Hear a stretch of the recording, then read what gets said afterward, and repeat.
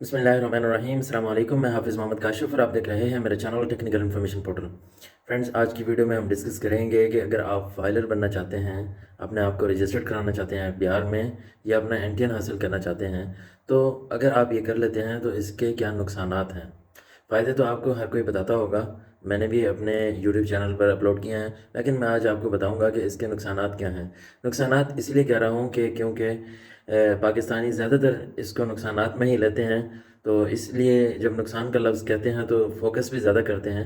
Actually ये responsibilities हैं।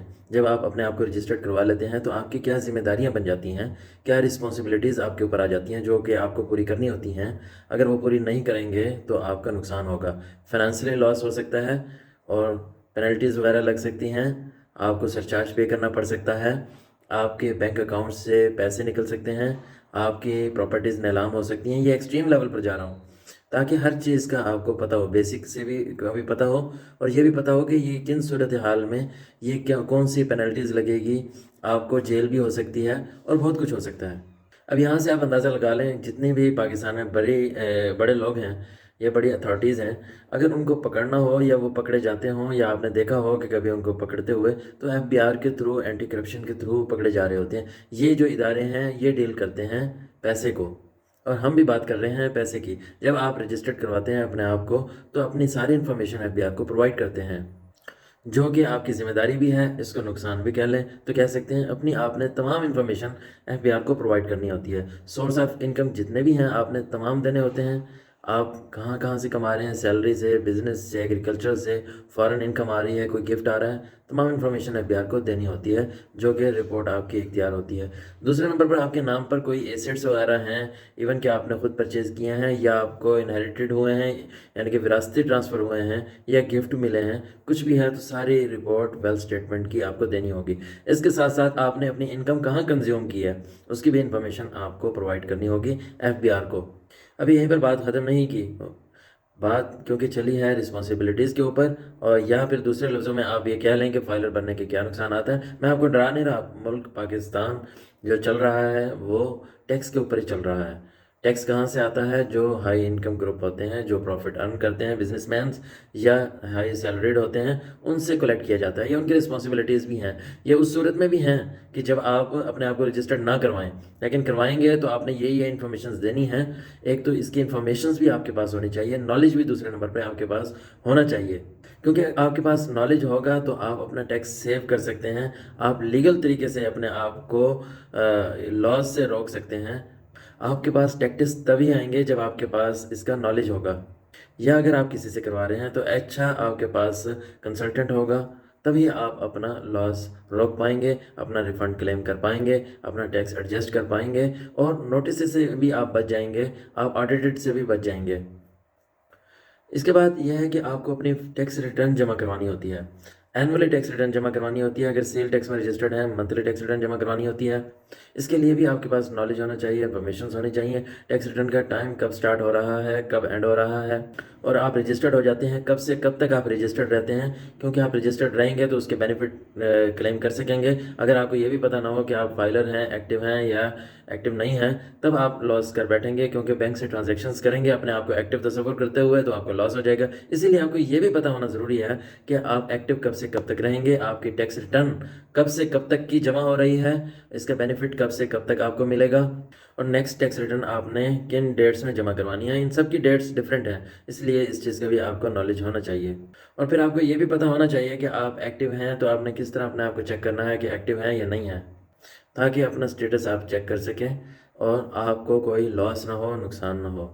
इसके बाद जो रिस्पॉन्सिबिलिटी है कि एफबीआर को आपने जब अपनी इनकम के बारे में बता दिया, वेल्थ के बारे में बता दिया, इनकम कहाँ कंज्यूम हुई वो भी बता दिया, अपना प्रॉफिट भी बता दिया, जितनी भी आपकी प्रॉफिट नहीं है, सैलरीड इनकम है, वो कलेक्ट करके तमाम सोर्स ऑफ इनकम के बारे में जब आप बता देते हैं, तो इनकम की लिमिट्स हैं, उस लिमिट से क्रॉस करते हैं तो आपको टैक्सेस पे करने होते हैं। अब कितना टैक्स पे करना है, ये आपकी ज़िम्मेदारी है कि आप उसको टाइमली जमा भी करवाएं। अगर आपके ऊपर कोई पेनल्टी है, आपके ऊपर कोई पेंडिंग वर्क है, कोई नोटिस वगैरह आए हुए हैं, तो उसको भी आप प्रॉपरली टाइमली रिस्पॉन्स करें, टाइमली अपना टैक्स जमा करवाएं। ये भी रिस्पॉन्सिबिलिटी है जो कि एफबीआर के जो टैक्स पेयर है उसके सर होती है, तो उसको इस चीज़ की केयर करनी चाहिए कि मैं रजिस्टर्ड हूँ, मैंने अपना टैक्स भी जमा करवाना है। अगर टाइमली जमा नहीं करवाऊंगा तो नोटिस आ जाएगा, क्योंकि आजकल तो ऑटोमेटिक सिस्टम है, हर चीज़ कैलकुलेटेड है। आप जो भी ट्रांजेक्शन्स करते हैं, फॉर एग्जांपल आपने प्रॉपर्टी परचेज़ की है तो वहाँ पर आपका विदाउटिंग टैक्स कट जाता है। एफबीआर के पास वो रिपोर्ट चली जाती है कि आपने प्रॉपर्टी परचेज़ की है, आपके नाम पर कोई भी चीज़ है वो एफबीआर के रिकॉर्ड में होगी। बैंक अकाउंट है एफबीआर के रिकॉर्ड में होंगे, बैलेंसेज हैं एफबीआर के रिकॉर्ड में होंगे। एफबीआर से आपकी कोई चीज़ छुपी हुई नहीं है, इसीलिए आप करेक्टली अपने जो भी प्रेजेंटेशन देनी है एफबीआर को, जो भी प्रेजेंट करना है, इनकम प्रेजेंट करनी है, कुछ भी करना है तो करेक्टली करें। टैक्स भी आप करेक्टली पे करें ताकि इन फ्यूचर आपको कोई मसला या नुकसान ना हो। अब यहाँ पर एक और ज़िम्मेदारी है मेन, अगर आप रजिस्टर्ड होते हैं, या नुकसान इसको समझ लें। नुकसान का लफ्ज़ मैं नहीं समझता सही, लेकिन क्योंकि आवाम ये समझती है, व्यूअर्स ये समझते हैं, जो आम लोग हैं ये समझते हैं कि हमें किन तकलीफ़ से, किन मसाइल से, किन परेशानी से जो एक्स्ट्रा हमारे ऊपर आ गई हैं। हालांकि ये रिस्पॉन्सिबिलिटीज़ हैं जिनको हम मसाइल, नुकसान या परेशानी समझते हैं, या ऐसी कोई बात नहीं है, ये हमारी ज़िम्मेदारियाँ हैं। ये सिर्फ इस फील्ड में ज़िम्मेदारी नहीं है, आप घर देख लें, जॉब देख लें, या कुछ भी देख लें, हर चीज़ की आपके ऊपर कोई ना कोई ज़िम्मेदारी होती है। ये उसी तरह एक प्राइम रिस्पॉन्सिबिलिटी है। आपको सिक्योरिटी पाकिस्तान में मिली हुई है, आपके पास एक घर है, आप पाकिस्तान में सेफली रहते हैं, अमन का माहौल है, तो इसकी एक वैल्यू है, जो रिस्पॉन्सिबिलिटी है जो आपको अदा करनी है, जो आपको वैल्यू पे करनी है। अब हम टॉपिक पर आते हैं, तो वो ये है कि आपने जब भी साल के एंड पर बताना है कि मेरी ये इनकम थी, तमाम सोर्स ऑफ इनकम देनी है, अपने एक्सपेंसेस की डिटेल देनी है, वेल्थ स्टेटमेंट की डिटेल देनी है, तो वो कैसे देंगे?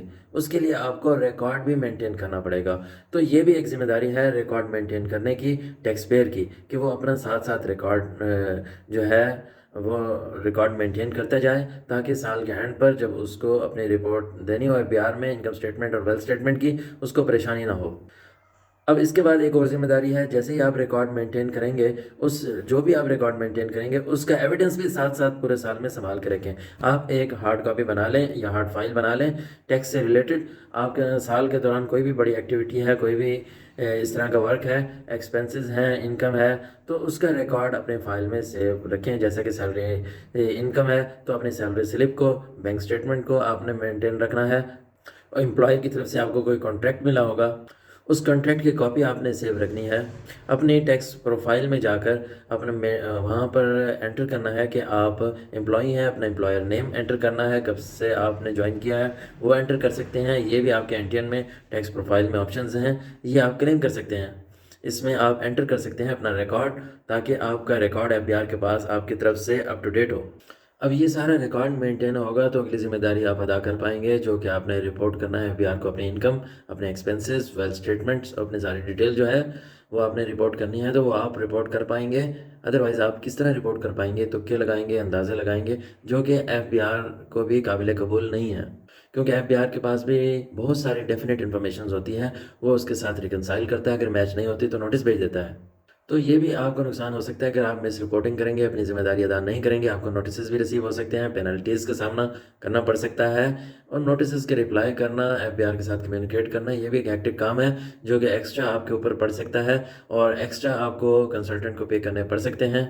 इसमें आपका टाइम भी ज़्यादा लग जाएगा, परेशानी भी आपको ज़्यादा आ जाएगी, आपका जो इनकम है वो भी एक दूसरे खाते में, यानी कि कंसल्टेंट के खाते में जाने लग सकती है, पेनल्टीज़ की तरफ जाने लग सकती है। तो आप टाइम सेव करें, इनकम सेव करें, पहले ही अपनी वर्किंग करें, पहले ही अपने आप को प्रिपेयर करें, और एक्यूरेट और डेफिनेट इन्फॉर्मेशन एफबीआर को प्रोवाइड करें। इस काम को सीरियस लेकर करें, ताकि आपको इन फ्यूचर या नियर फ्यूचर कोई भी मसला ना हो। और एफबीआर आपसे इसके बाद जो आपकी ज़िम्मेदारी है, कोई नोटिस भेज देता है या कोई एक्स्ट्रा चीज़ अपनी क्लैरिफिकेशन के लिए डिमांड कर लेता है, या कोई डॉक्यूमेंट डिमांड कर लेता है, तो वो भी आपकी ज़िम्मेदारी है कि एफबीआर को प्रोवाइड करें। जो भी एफबीआर आपसे डिमांड करे या आपको नोटिस दे तो उसका रिस्पॉन्ड करें। लास्ट में मैं आपको यही कहूँगा, क्योंकि बहुत सारे लोग इस चीज़ की गलती करते हैं कि आप, जो आपकी प्राइम रिस्पॉन्सिबिलिटी है, आप बी ऑनेस्ट एंड ट्रांसपेरेंट रहें। ट्रुथफुली आप अपनी इनकम को डिक्लेयर करें, and claim only legitimate tax benefits. आपको जो कानून इजाज़त देता है वही आप बेनिफिट्स क्लेम करें, इससे आगे का ना सोचें आप। जैसे कुछ लोग सोचने लग जाते हैं हम first time tax return file कर रहे हैं, जो भी डाल देंगे बच जाएंगे, या हम अपनी इनकम जो है या एसेट्स जो हैं वो कम शो करवाते हैं, हम बच जाएंगे। इस तरह की टैक्टिक्स आप यूज़ ना करें, क्योंकि आपको ये नुकसान दे सकते हैं। फिर मैं आपको लास्टली यही बताऊंगा, मेरी तरफ से आपको यही सजेशन या एडवाइस होगी कि आप ऑनेस्टली अपनी टैक्स रिटर्न फाइल करें, रिस्पॉन्सिबिलिटी को समझें, ट्रांसपेरेंट रहें, जो कानून इजाज़त देता है वही बेनिफिट लेने की कोशिश करें, इससे ज़्यादा आप कोई कोशिश ना करें ताकि आपको मसाइल ना हों। उम्मीद करता हूँ आपको मेरी ये वीडियो पसंद आई होगी। अगर पसंद आई हो तो मेरे चैनल टेक्निकल इन्फॉर्मेशन पोर्टल को सब्सक्राइब ज़रूर कीजिएगा, सब्सक्राइब करना मत भूलिएगा, और वीडियो को लाइक और शेयर भी अपने दोस्तों के साथ ज़रूर कीजिएगा ताकि इसका आपको फ़ायदा हो। और ये मेरी वीडियो बनाने का मकसद हरगिज़ ये नहीं था कि आपको मैं डराऊँ, परेशान करूँ, आप रजिस्टर्ड क्यों हो रहे हैं, बल्कि ये मकसद था, ये जो मैंने आपको पॉइंट्स बताए हैं इनका आपने ख्याल करना है। आपने अपनी ज़िम्मेदारियों को अगर अदा करेंगे, पूरा करेंगे, आपके पास रिकॉर्ड होगा। जैसे ही कोई टैक्स कंसल्टेंट आप हायर करते हैं या खुद अपने टैक्स रिटर्न करने बैठते हैं, तो आपको परेशानी नहीं होगी। आपने हवा में तीर नहीं चलाने, रिकॉर्ड मेंटेन करेंगे तो ये सारा काम हो पाएगा, अदरवाइज़ आपको कुछ भी नहीं कर पाएँगे। इसी के साथ ही हाफ़िज़ मोहम्मद काशिफ़ को इजाज़त दीजिएगा। नेक्स्ट वीडियो तक के लिए अल्लाह हाफ़िज़।